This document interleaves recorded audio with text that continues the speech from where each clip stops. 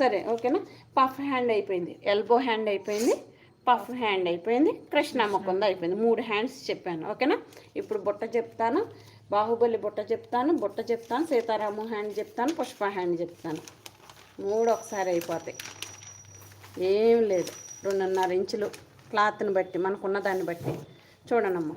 పేపర్ని జరిపాను అంతే, నేనేం చేయలేదు. 2.5 ఓకేనా. ఏం కాదు క్లాత్, సరే నీకోసం 3 తీసుకుంటాను.